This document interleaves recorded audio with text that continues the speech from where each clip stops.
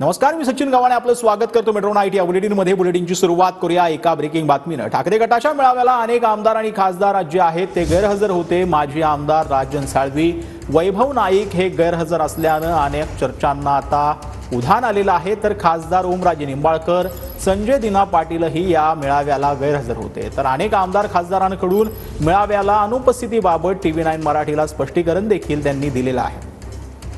तर कोणते कोणते आमदार जे आहेत ते गैरहजर होते आणि त्यांनी काय स्पष्टीकरण दिलं आहे आपण ते पाहतो आहोत। संजय देशमुख हे याला गैरहजर होते। त्यांनी कारण जे दिलंय ते सर्वपक्षीय खासदारांच्या अभ्यास दौऱ्यासाठी ते चेन्नईला आहेत असं कारण जे आहे ते संजय देशमुख यांनी दिलंय।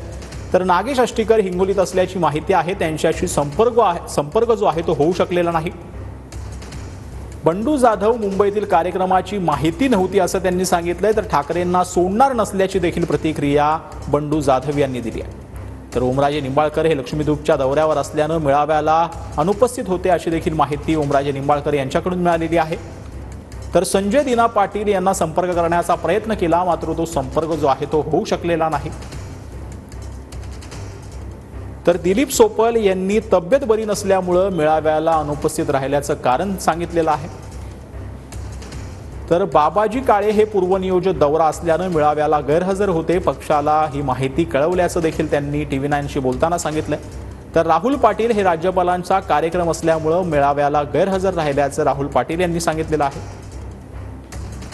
तर राजन साळवी यांनी नियोजित कार्यक्रमामुळे मेळाव्याला उपस्थित राहू शकलो नाही असं देखील राजन साळवी यांच्याकडून सांगण्यात येते।